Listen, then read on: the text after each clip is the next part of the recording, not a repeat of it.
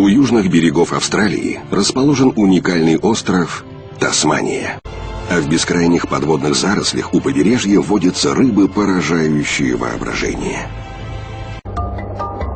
Под поверхностью прибрежных вод Тасмании, в гигантских водорослевых лесах, обитают невероятные морские создания, которых не встретишь больше нигде на планете. В тасманских прибрежных водах раскинулись огромные леса холодноводных водорослей, гигантских ламинарий.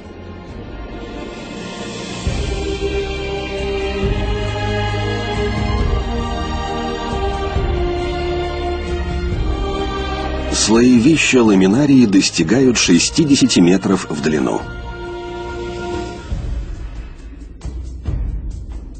Обитатели этих подводных лесов тоже весьма необычны. Что это? Водоросль? Нет, животное. Это морской конек-тряпичник. Это необыкновенное создание в процессе эволюции приспособилось к жизни в подводных лесах, где оно дрейфует по течению, напоминая скорее водоросль, чем морское животное. Он не одинок в этих водах. Его родственник, еще более причудливый на вид морской пегас, тоже эндемик глубоких прибрежных вод Тасмании.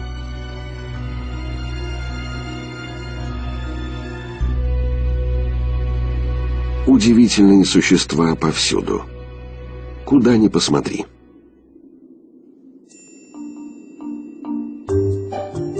Это представитель придонной фауны – рыба-ходун.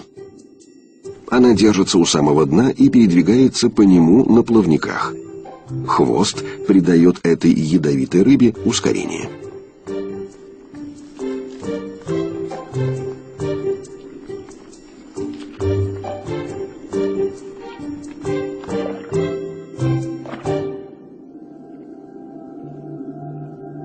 Пожалуй, труднее всего заметить кисточковую рыбу-клоуна.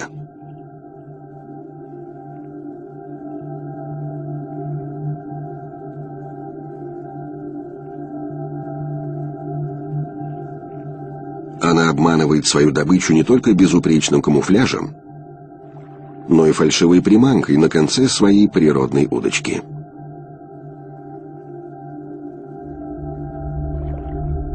Приманка имитирует червя, перед которым не могут устоять эти большеглазы.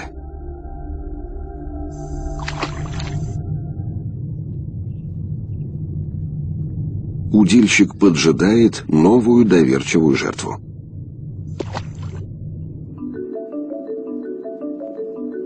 В этих водах также встречаются родичи тряпичников – морские коньки.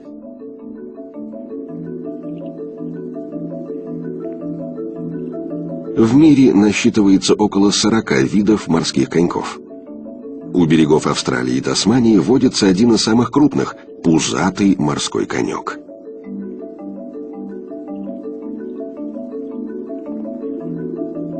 Он может вырасти до 30 сантиметров в длину. Коньки замечательны тем, что их самцы вынашивают потомство в сумке на животе.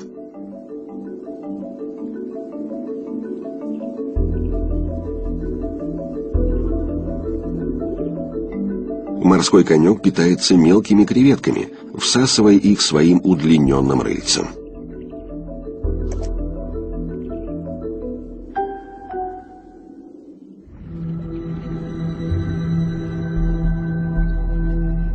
Маскировка – основной способ защиты от хищников в этих водах.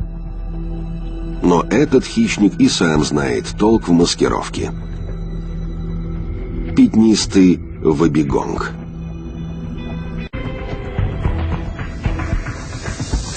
В прибрежных водах Тасмании одни животные отдыхают, а другие выходят на охоту.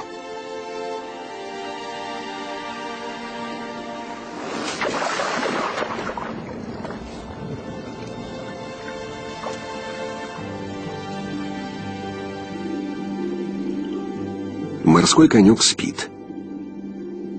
Чтобы не уплыть навстречу потенциальной опасности, он дремлет, обхватив своим цепким хвостом стебель водного растения.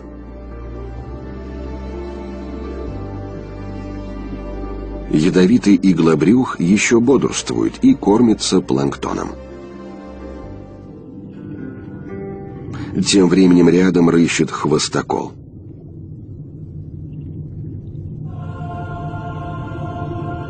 Уникальная особенность этих вод – высокое содержание ржаво-красных танинов, выделяющихся из листвы густого прибрежного кустарника. В этих условиях живут удивительные морские создания.